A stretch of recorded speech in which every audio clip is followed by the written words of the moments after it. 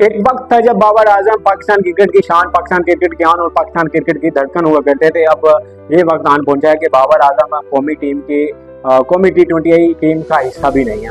पाकिस्तान ने 18 अगस्त को PCB ने एशिया कप और ट्राई सीरीज के लिए अपने 17 रुकनी स्क्वाड का ऐलान किया था और उस स्क्वाड में बाबर आजम और मोहम्मद रिजवान स्क्वाड से ड्रॉप कर दिए गए थे। पाकिस्तान ने 19 अगस्त को अपने PCB सेंट्रल कॉन्ट्रैक्ट 2025 और 26 का ऐलान किया है। उस सेंट्रल कॉन्ट्रैक्ट में बाबर आजम और मोहम्मद रिजवान, शाहीन अफरीदी, नसीम शाह को डिमोटेड किया गया और बाबर और रिजवान और शाहीन अफरीदी इन तीनों को डिमोट करके B कैटेगरी में डाला गया है, जबकि नसीम शाह को C कैटेगरी में डाला गया है। इससे पहले पिछले साल नसीम शाह B कैटेगरी में थे और इस बार PCB ने अपना सेंट्रल कॉन्ट्रैक्ट को एक्सपेंड किया है, 27 से लेकर 30 तक बढ़ा दिया है और उसमें जो 13 नए मतलब ऐसे प्लेयरों को कॉन्ट्रैक्ट मिला है जो पहले उनका डेब्यू मैडन सेंट्रल कॉन्ट्रैक्ट उनको मिला।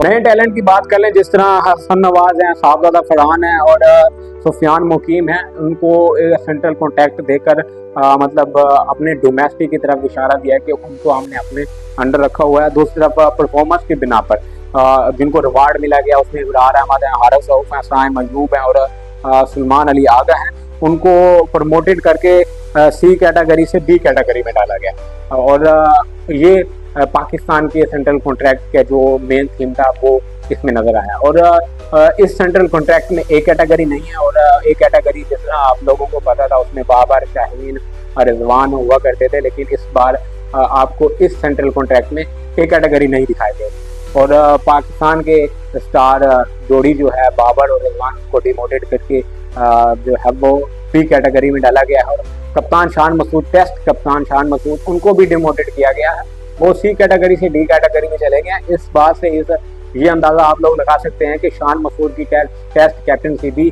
जाती हमें दिखाई दे रही है। नए टेस्ट कैप्टन कौन होंगे वो एक बात की बात है, अलग बात है, लेकिन जो अब प्राइज की बात कर लें इनका B कैटेगरी और C कैटेगरी और D कैटेगरी में annual salary of Pakistani player Jio super के मुताबिक जो हमें दिखाई गई है उसमें B कैटेगरी की जो एनुअल सैलरी होगी वो 5.4 मतलब 5 करोड़ 40 लाख पाकिस्तानी रुपीस होगी। ये B कैटेगरी और C कैटेगरी की जो है वो 3 करोड़ होगी, 3 करोड़ पाकिस्तानी और D कैटेगरी में 1 करोड़ 80 लाख 1.8 करोड़ मतलब 1 करोड़ 80 लाख जो है वो पाकिस्तानी रुपीस होगी C कैटेगरी में, ठीक है। और हर कैटेगरी में 10 प्लेयर रखे गए हैं पाकिस्तान सेंट्रल कॉन्ट्रैक्ट में।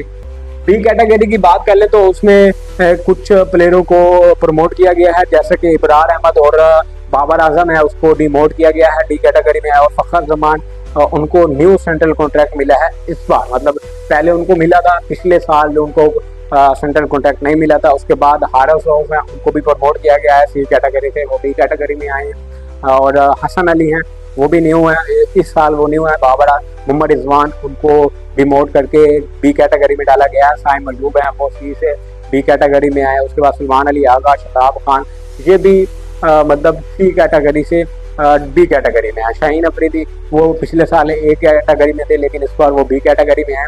C कैटेगरी की बात कर लें तो अब्दुल्ला शफीक हैं वो इस वक्त रिटेन किए हुए हैं।